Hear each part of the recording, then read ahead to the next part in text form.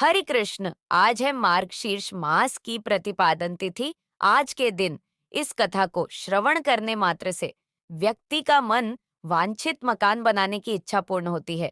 जो भी आगे से विधि विधान के साथ में चलेगा, हाथ जोड़कर निवेदन करेगा, उसकी इच्छा, अगर कोई किराए के घर में रहता है या खुद का घर नहीं है, तो यह कथा आपकी इच्छा को पूर्ण करेंगी। तो चलिए, देर ना करते हुए दिव्या ज्योति चैनल के माध्यम से प्रारंभ करती है।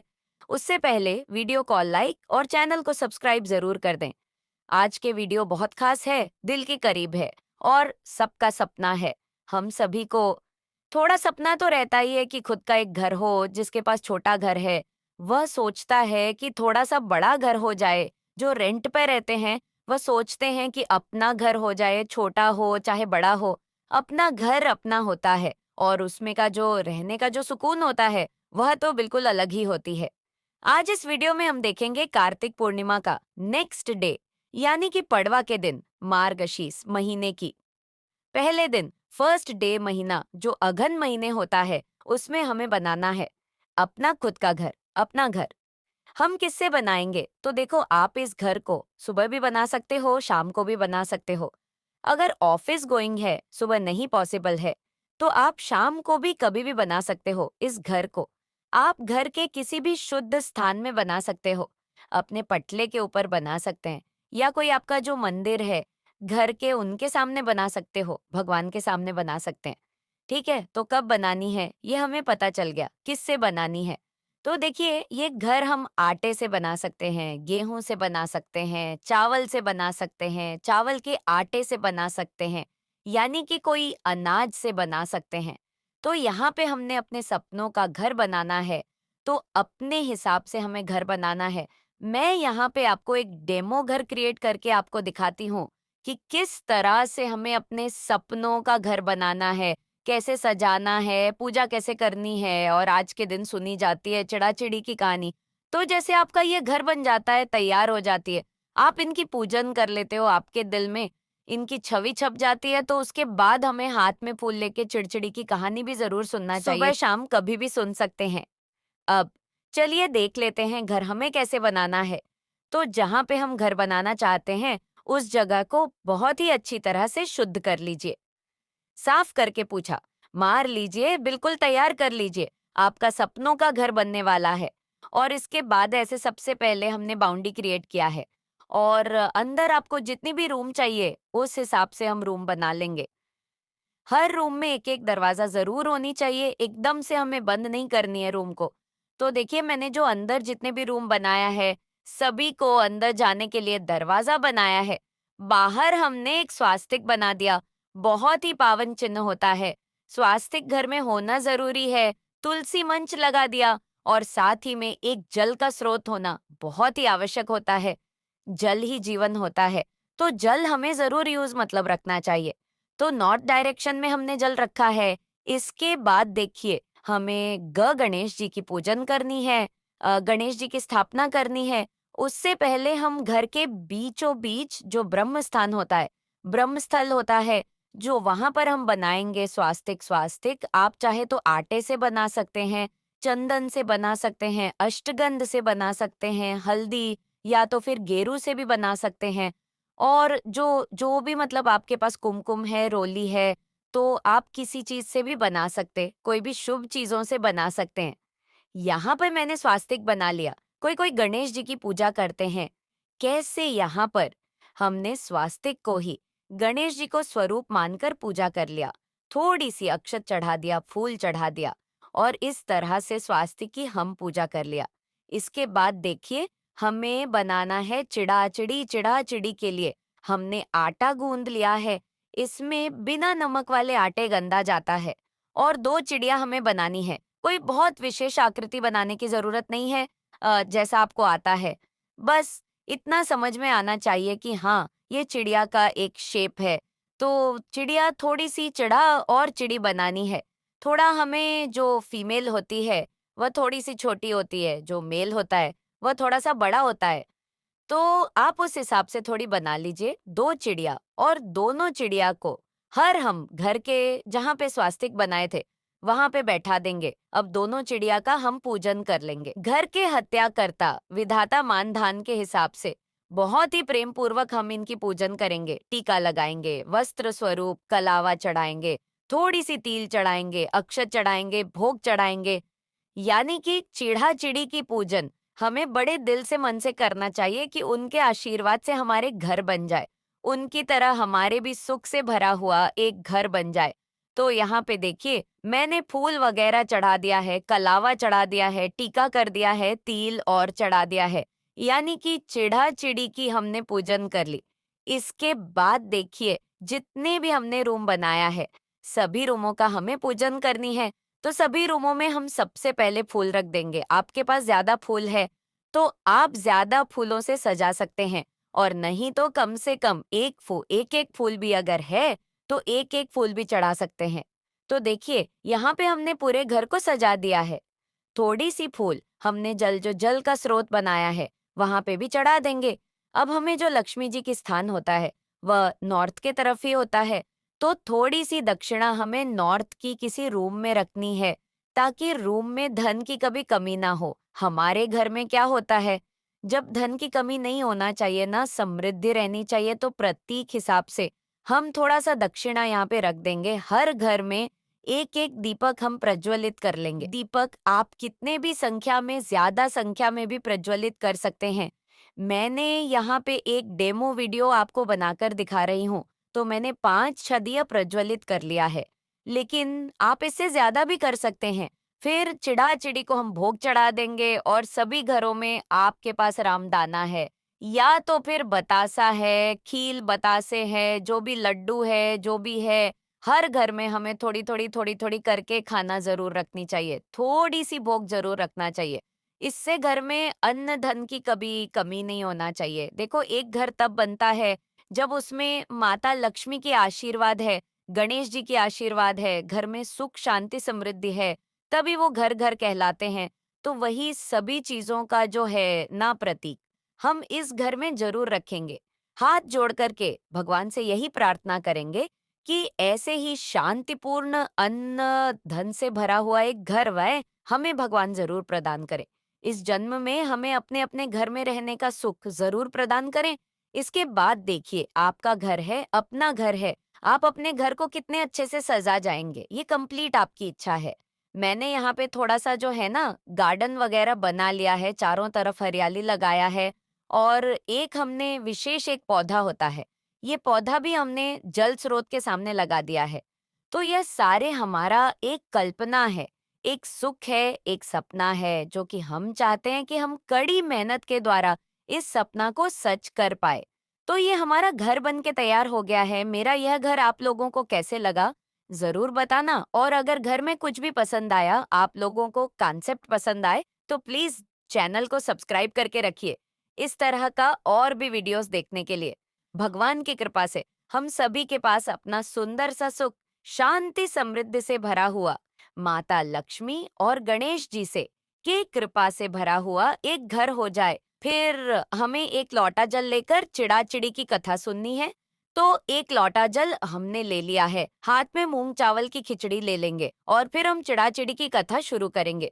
तो चलिए, मैं आपको चिड़ा चिड़ी की कहानी सुना देती हूँ। बहुत समय पहले की बात है। 4 चिड़ियां थी, चारों आपस में सहेलियां थी, चारों कार्तिक स्नान करती थी। आई पड़वा, चारों ने सोचा चलो खिचड़ी बनाए। एक चिड़िया चावल लेकर आई, एक चिड़िया दाल लेकर आई, एक चिड़िया घी लेकर आई। सबने मिलकर खिचड़ी बनाई। सबने सोचा कि पहले नहा कर आते हैं, फिर बैठकर आराम से खिचड़ी डर खाएंगे। पहले एक चिड़िया आई, उसे भूख लगी हुई थी। बाकी चिड़िया अभी नहीं आई थी, तो उसने खिचड़ी की भाप खा ली। दूसरी चिड़िया आई, उसने पानी पी लिया। तीसरी चिड़िया आई, उसने खिचड़ी खा ली। और चौथी चिड़िया आई तो सिर्फ खुरचन बचा था, उसने खुरचन खा लिया। चारों चिड़िया मर गई। जिस चिड़िया ने भाव खाई थी वो चिड़िया राजा के घर राजकुमारी बनी। जिस चिड़िया ने पानी पिया वो कुम्हार की बेटी बनी। जिस चिड़िया ने खिचड़ी खाई थी वह ब्राह्मण की बेटी बनी। और जिस चिड़िया ने खुरचन खाई थी वह हाथी नहीं बनी। कुमार की लड़की राजा के यहाँ दासी बन गई। ब्राह्मण की लड़की राजकुमारी की सहेली बन गई। हथनी भी राजा के यहाँ पर ही थी। यानी वो चारों सहेलियां फिर से एक ही जगह पर इकट्ठी हो गई। राजकुमारी को पिछले जन्म की सारी बातें याद थी। जब राजकुमारी की शादी हुई तो विदाई हो रही थी। उस समय राजकुमारी ने अपने पिताजी से कहा, पिताजी, मेरी सहेली और दासी दोनों को मैं अपने साथ लेकर जाऊंगी। राजा ने कहा, ठीक है, तुम लेकर चले जाओ। उसके बाद जब विदाई होने लगी तो फिर राजकुमारी ने जाने से मना कर दिया। राजकुमारी से राजा ने पूछा कि अब तुम्हें क्या चाहिए? तो राजकुमारी ने कहा कि मुझे मेरी हाथनी चाहिए। मैं तो इस हाथनी को भी साथ लेकर जाऊंगी। राजा ने नौकरों से कहा कि हाथनी को लेकर आओ। राजा के नौकर हाथनी को ले जाने लगे, लेकिन हाथनी उठी ही नहीं। सबने कोशिश की, लेकिन हाथनी को कोई भी उठा नहीं पाया।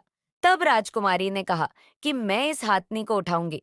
राजकुमारी हथनी के पास गई, उसके कान में पिछले जन्म की बात कही, जिसे सुनकर हाथनी उठकर खड़ी हो गई।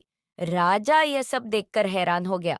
राजा ने तुरंत तलवार निकाल ली और कहा कि तुम बताओ कि तुम कौन हो, क्योंकि तुम तो जानवरों से बात करती हो।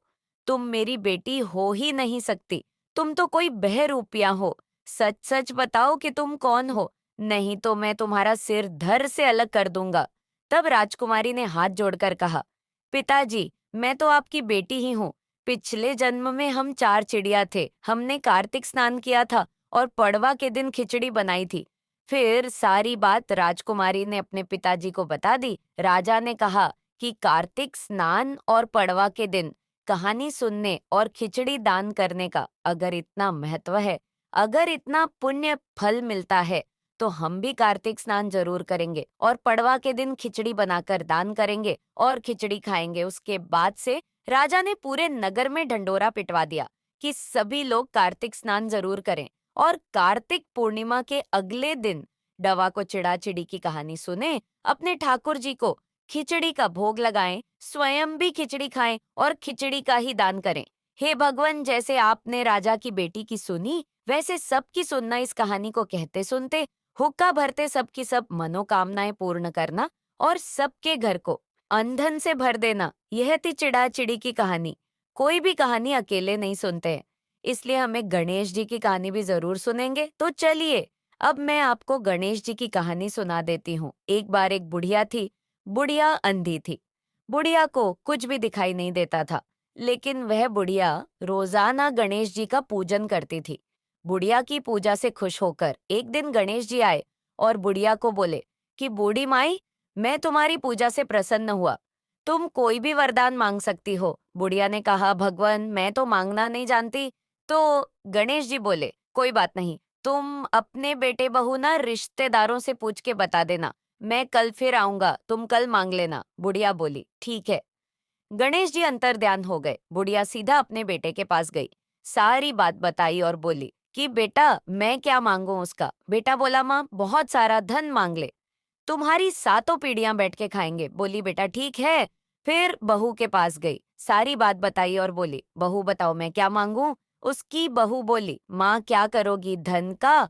असली धन तो पोता पोती होते हैं, अपने लिए पोता मांग ले। बोली, तुम भी ठीक कह रही हो। यह कहने के बाद बुढ़िया अपनी सहेली के पास गई।